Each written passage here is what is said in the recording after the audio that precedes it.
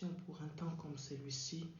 Nous te remercions pour cette grâce, cette faveur encore dont tu nous permets encore de voir ces jours, tu nous permets encore de vivre ces instants.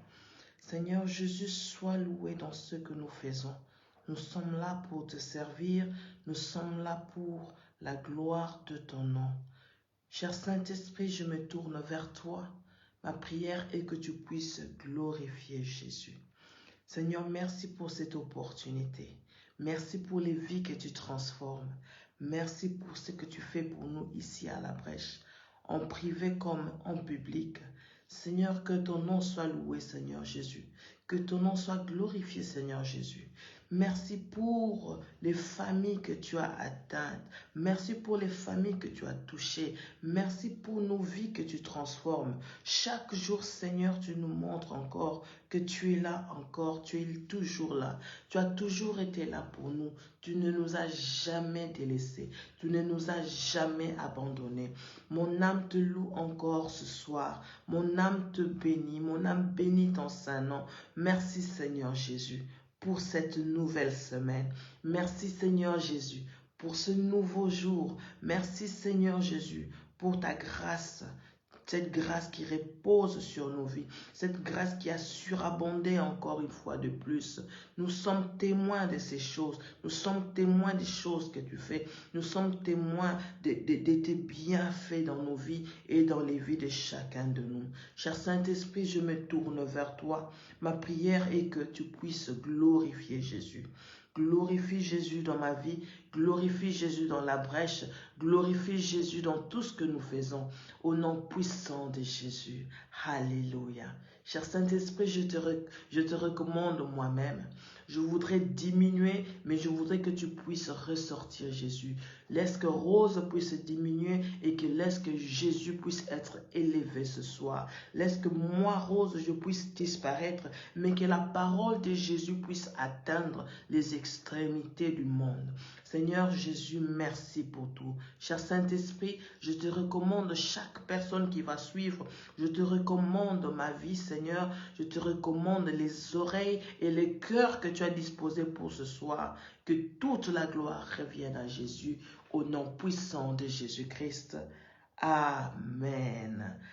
Amen, amen, amen. Shalom, shalom chez vous. Que le Seigneur vous bénisse. Nous sommes une fois de plus de retour à la brèche Standing in the Gap. Nous disons ici chez nous à la brèche, j'ai besoin de toi, tu as besoin de moi. Et Dieu veut qu'une personne se tienne à la brèche. Et lorsque une seule personne se tient à la brèche, Dieu guérit tout un pays. Il ne cherche qu'une personne. Et cette personne, c'est toi. Ce soir, cette personne, c'est moi ce soir. Shalom à vous qui êtes déjà connectés. J'ai l'habitude de dire, si vous êtes bénis par nos programmes, n'hésitez pas à bénir aussi les autres. J'ai déjà prié, nous avons prié. Je sais que je ne suis pas seul. Je suis avec toi qui me suis. Je suis avec toi qui te connecte maintenant. Alors, ma demande, ce que je veux te faire, c'est que tu puisses inviter quelqu'un. Vous savez, la parole de Dieu, moi je dis toujours, c'est comme si nous sommes des mendiants. Lorsque tu apprends qu'il y a du bon pain quelque part, tu ne gardes pas ça pour toi. Tu informes les autres, tu invites les autres. Alors, partage le lien, tag quelqu'un, invite quelqu'un et laisse le Saint-Esprit faire le reste. C'est ça notre contribution. Nous voulons faire partie de ceux qui travaillent pour l'avancement du royaume des cieux. Nous voulons être de ce grand nombre qui travaille pour que la parole de Dieu atteigne les extrémités du monde comme le veut Jésus. Alors toi et moi, nous sommes dans cette mission et toi et moi, nous sommes là aujourd'hui pour la gloire de Jésus. Amen. Que Dieu vous bénisse. Shalom chez vous. Shalom, grâce et paix chez vous. Alléluia. Que le Seigneur vous bénisse. Voilà, nous sommes toujours dans notre atmosphère de lundi. Vous savez, à la brèche, nous avons toujours consacré le lundi. Le lundi est un jour où nous avons toujours consacré ça à l'Éternel. Merci, maman Arlette, pour le message et la prière de lundi. Bilombe, c'est vraiment une battante, une femme battante. Maman, que le Seigneur te bénisse. Tu es une véritable Elombe de lundi. Vous savez, porter la charge de lundi, je pense que ce n'est pas donné à tout le monde. Beaucoup de gens, des fois, quand nous proposons ou bien nous invitons, fuient ce programme. Mais il y en a quand même quelques-uns, comme les mamans Benita, les maman Arlette Mavinga, maman Florence, maman Marie, l'apôtre Elie et les autres, maman Tina aussi, des femmes fortes qui se tiennent le lundi déjà le matin pour porter la charge de la semaine. Que le Seigneur vous bénisse et que le Seigneur vous le rende au centuple. Là où c'est sorti, que le Seigneur vienne toujours pour remplacer, pour vous bénir encore parce que vous avez été disponible et vous vous êtes laissé être utilisé par le Seigneur Jésus-Christ pour bénir ne serait-ce qu'une seule personne en ligne. Alléluia. Alors, le soir, lundi soir, nous revenons toujours pour notre programme hebdomadaire de décrets et déclarations. Quand nous venons lundi soir, nous ne venons pas pour beaucoup parler. Quand nous venons lundi soir, c'est plus pour déclarer la parole de Dieu. Voyez-vous, dans ce thème du mois où nous parlons de l'intervention divine, Dieu nous a déjà parlé qu'il y a une intervention divine qui arrive dans la vie de quelqu'un. Je veux dire à quelqu'un ce soir, en ce mois de mars, ne sois pas distrait. À partir de maintenant, ne sois pas distrait parce que Dieu envoie une intervention rien que pour toi. Alors, grand merci à vous tous qui avez l'habitude de vous connecter à la brèche. Mon nom est Rose Mputu pour ceux qui ne me connaissent, parce que c'est la première fois que vous passez par ici. Nous sommes là pour parler de l'intervention divine. Et j'en profite encore une fois de plus pour remercier vous tous qui vous êtes toujours abonnés, qui avez toujours suivi et qui nous avez encouragés dans les prières, dans les conseils, dans les idées, que le Seigneur se souvienne de vous. Ce soir, nous continuons dans l'atmosphère de lundi. Nous sommes là pour parler, nous sommes là pour déclarer.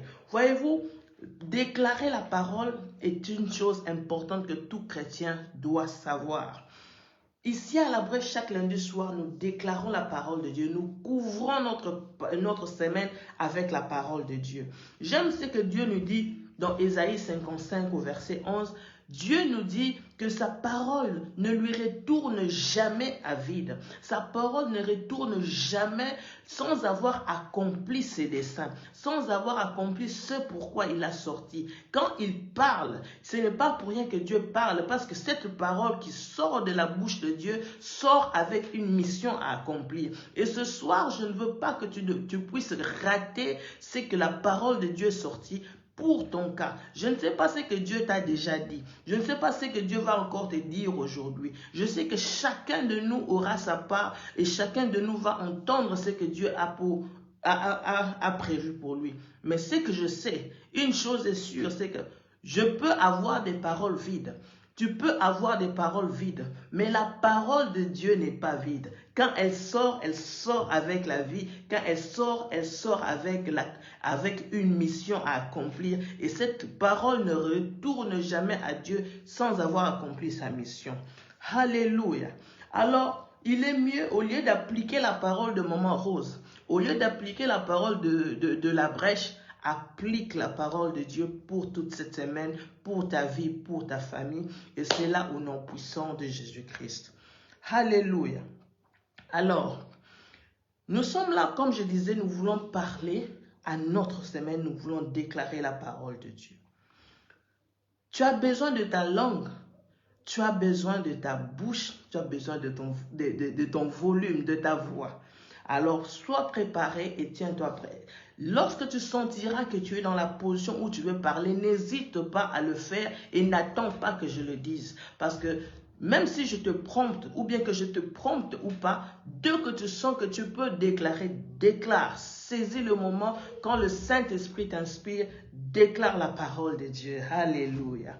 Alors, nous sommes toujours dans notre semaine, dans notre thème. Allez, va prendre ça. J'ai mon futur évangéliste qui est venu déjà me soutenir ici. Alléluia. Prends ton téléphone, pars avec. C'est bon? Allez, bye. Vas-y. Désolé pour les dérangements. Le futur évangéliste était là. Ferme la porte. Ferme la porte. Bravo. Alors, je disais donc ceci. Nous sommes là pour notre programme de décrets et de déclarations. Alléluia. Donc, tu as besoin de ta bouche, tu as besoin de la parole de Dieu, tu as besoin de volume et sois préparé. N'attends même pas que je puisse te donner le prompt, mais dès que tu sens que le Saint-Esprit te pousse à faire une déclaration, vas-y, saisis le moment et fais-le. Alléluia.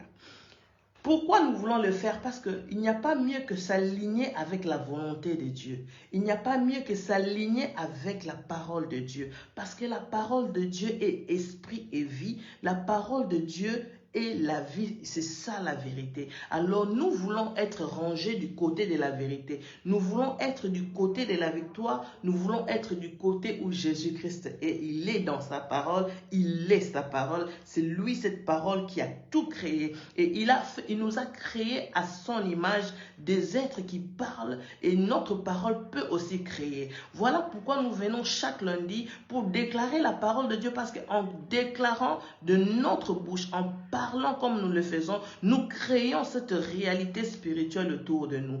Bien-aimé, ma prière est qu'à partir de ce qui sort de ta bouche, que tu ne puisses pas créer des réalités négatives, mais que tu puisses créer des réalités qui seront positives et qui vont s'aligner avec le plan de Dieu et la volonté de Dieu pour ta vie, au nom puissant de Jésus. Alléluia. Je remercie le Seigneur, nous avons passé un bon week-end. J'en profite pour saluer maman Alice Ali qui est venue ici à Manchester récemment. On a eu une conférence avec dîner de gala, c'était fantastique. Et elle m'a vraiment rappelé comment on avait dansé avec les beaux Manaïs. Donc, en tout cas, et ça m'a vraiment inspiré. J'ai même je me suis sentie un peu promptée de changer un peu mon message de ce soir. Alors, il y a un autre fou qui m'a inspiré, et c'est un fou très célèbre. On l'appelle le fou de Gadara. Alléluia. Nous sommes dans Marc chapitre 5. Ce fou, son histoire se trouve dans Marc chapitre 5, à partir du 1er verset jusqu'au 20e verset. Je vais pas tout lire, mais si on peut faire une lecture kangourou, parce que nous allons juste sauter et prendre des parties très intéressantes de cette histoire, parce que c'est l'une des personnes qui a connu une intervention divine comme on n'a pas vu ailleurs dans d'autres histoires dans la Bible. Alléluia. Donc, nous sommes dans Marc chapitre 5, je prends ma Bible. Marc chapitre 5, comme je dis, du 1er verset jusqu'au 20e verset. C'est une histoire très intéressante. Nous connaissons ce qui s'est passé avant cette histoire. Avant cette histoire, nous sommes dans le chapitre 4 où Jésus a calmé une tempête. Il calme une tempête et ses disciples sont étonnés. Le chapitre 4 se termine avec cet étonnement des disciples qui se demandent « Mais qui est cet homme qui parle même aux tempêtes, qui parle même au vent, et le vent lui obéissent, les tempêtes lui obéissent ?» Donc les disciples étaient dans cette atmosphère où ils se demandaient « C'est qui Jésus ?» Maintenant, ce qui est intéressant pour moi, c'est quoi? C'est que pendant que les disciples se demandent qui est cet homme, pendant qu'ils se demandent c'est qui cet homme, à qui nous avons affaire, ces disciples se posent la question, mais dès qu'ils arrivent de l'autre côté, comme ils étaient en mission pour aller de l'autre côté, Jésus avait dit allons de l'autre côté. Pendant que les disciples se posent la question, c'est qui cet homme? Ils arrivent, à peine arrivés dans le territoire de Gadara. Un fou reconnaît qui est Jésus. Des fois, je me dis, mais c'est incroyable. Les disciples qui marchaient avec lui se demandaient qui il était. Mais dès qu'il pose son pied sur le sol, il pose son pied sur le rivage, il y a un démoniaque qui entre. Et ce démoniaque sait exactement qui est Jésus. Pour lui, il sait que c'est le Fils du Dieu Tout-Puissant qui est venu ici. Alors, nous allons un peu lire parce que c'est intéressant quand même. On va quand même lire parce qu'il y a